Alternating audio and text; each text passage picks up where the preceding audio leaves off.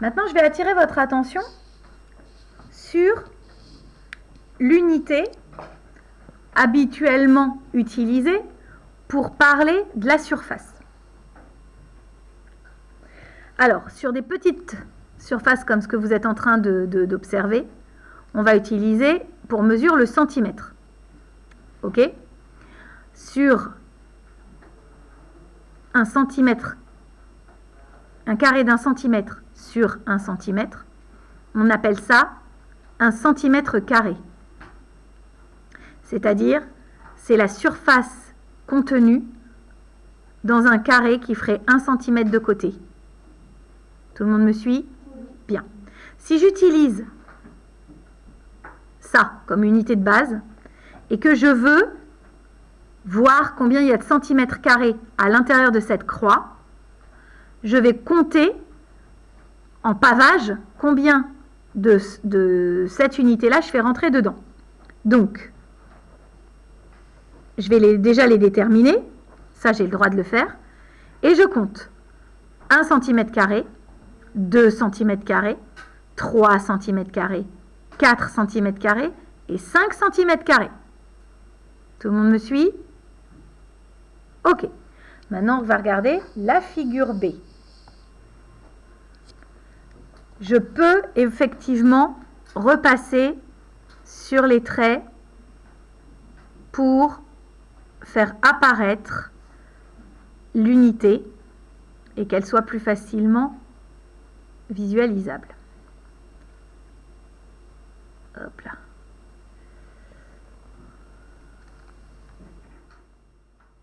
Ok. Donc,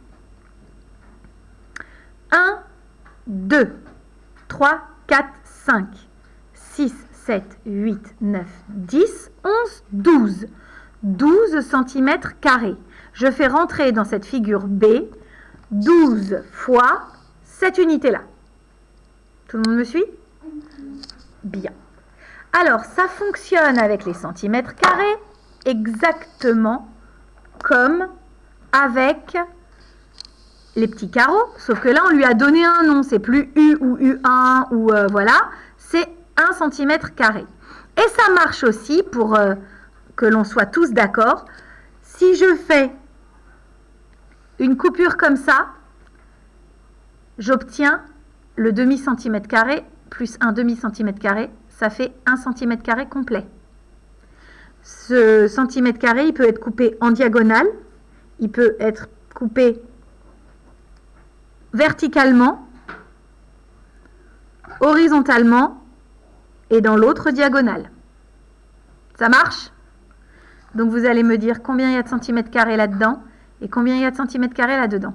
En sachant que là, on ne vous a pas fait la découpe. C'est à vous de la faire dans votre tête ou éventuellement vous la représentez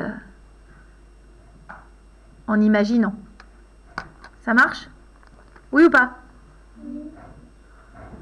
Allez, au travail. Donc, on corrige. Pour pouvoir compter correctement, on va donc délimiter. Donc, je délimite en unités. Et je compte. 1, 2, 3, 4, 5, 6, 7. 7 quoi? C'est ça, 7 cm carrés. Ici,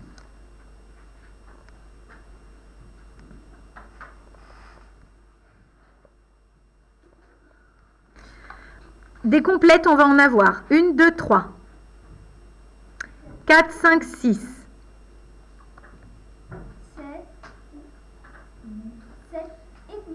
7 et demi. Et comment est-ce qu'on écrit 7 et demi en nombre à virgule? 7,5. Et 7,5 quoi? Centimètres carrés. Ok, ça marche. Bon, est-ce que ça va là? Oui? Bien. Donc on reprendra gentiment demain, on fera d'autres exercices et puis vous allez voir, c'est pas très compliqué.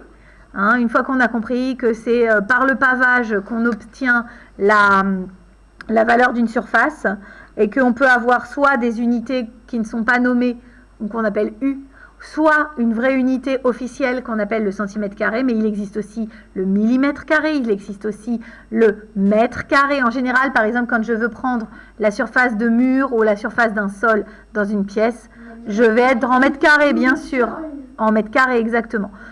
Alors par contre, les kilomètres carrés, ce sera plutôt pour un pays ou une ville.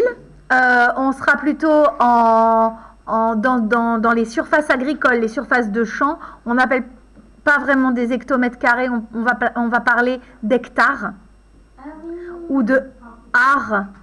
Ar, c'est une vieille unité, on l'utilise quasiment plus, on va parler d'hectares. Vous voyez, donc il y a un vocabulaire qui va rentrer aussi en fonction du type de surface que l'on va regarder.